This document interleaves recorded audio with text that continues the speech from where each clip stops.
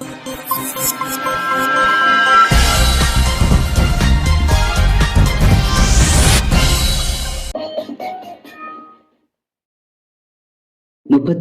நீர்த்தேக்கங்கள் வான்பாய்கின்றன. நீர்ப்பாசன திணைக்களத்துக்கு சொந்தமான 36 பிரதான நீர்த்தேக்கங்கள் மற்றும் 52க்கும் மேற்பட்ட நடுத்தர அளவிலான நீர்த்தேக்கங்கள் தற்போது வான்பாய்ந்து வருவதாக நீர்ப்பாசன திணைக்களம் தெரிவித்துள்ளது. இன்று காலை 9 மணி நிலைப்படி இந்த நிலைமை காணப்படுவதாக அந்த திணைக்களத்தின் நேர் முகாமைத்துவ பணிப்பாளர் HPLT ஹேரத் குறிப்பிட்டார். இதன்படி பின்வரும் மாவட்டங்களில் உள்ள நீர்த்தேக்கங்கள் வான் பாய்ந்து வருகின்றன.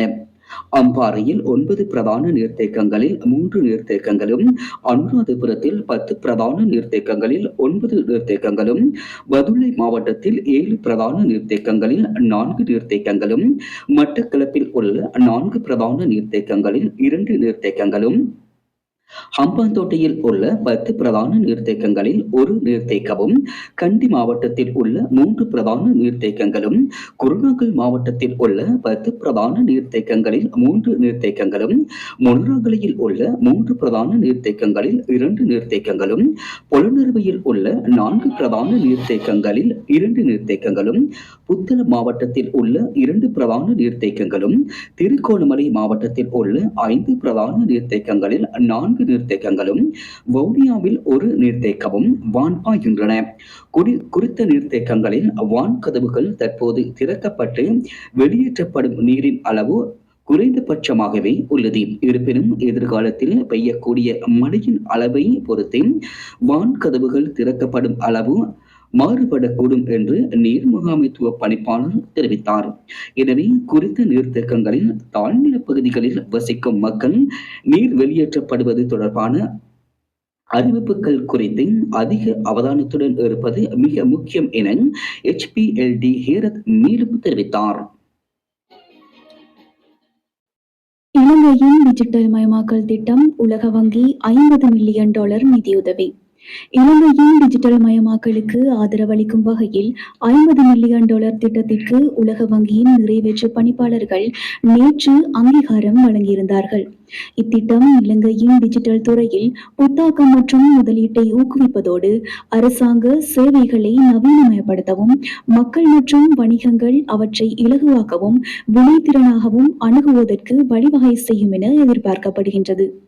இலங்கையின் டிஜிட்டல் மயமாக்கல் திட்டத்தின் ஊடாக அரசாங்க சேவைகளை பொதுமக்கள் ஒரே இடத்தில் பெற்றுக்கொள்ளக்கூடிய இணையதள உருவாக்கம் அரசாங்க நிறுவனங்களுக்கிடையே தகவல்களை பாதுகாப்பாக பகிர்ந்து கொள்வதன் மூலம் வெளிப்படைத்தன்மையை அதிகரித்தல், அதே நேரம் டிஜிட்டல் ஆவணங்களை பாதுகாப்பாக சேமித்து வைப்பதற்கான வசதி மற்றும் தேவைக்கேற்ப விரிவாக்கக்கூடிய நவீன தரவுத்தளம் போன்றவை வசதிகளும் உருவாக்கப்பட்டுள்ளது.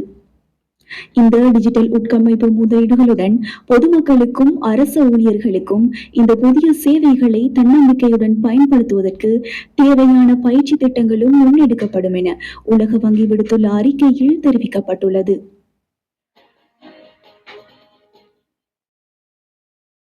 நித்வா புயல் காரணமாக கடுமையாக சேதமடைந்த மலையக ரயில் பாதையின் பதுளை அம்பைவெல பகுதி சீரமைக்கப்பட்டதை தொடர்ந்து அப்பகுதிக்கான ரயில்வே சேவைகள் இன்று முற்பகல் முதல் ஆரம்பிக்கப்பட்டன.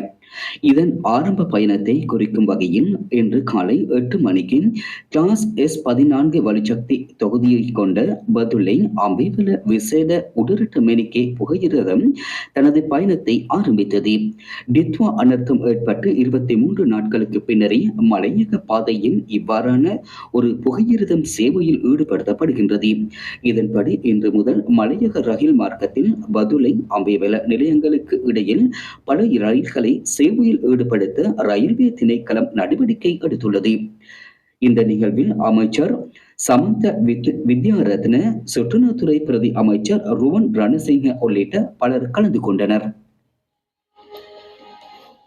போதைப் பொருள் ஒழிப்புக்காக விசேட சுற்றுவளைப்பில் 47,000க்கும் அதிகமான சந்தேக நபர்கள் கைது.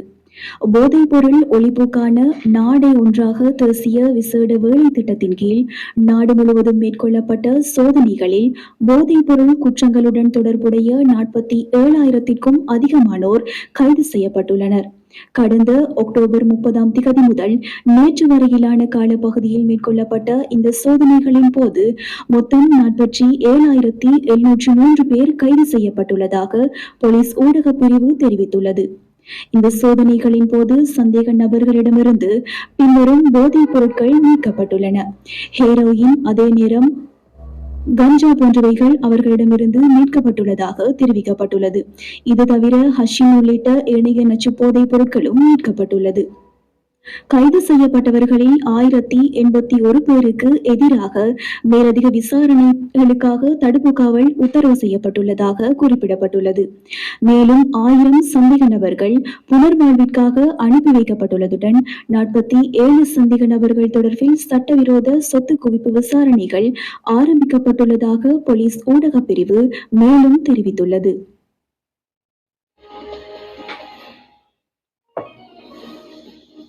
கொத்மலை எஃப்எம்மின் செய்திச் சுருக்கம் கேட்டீர்கள்.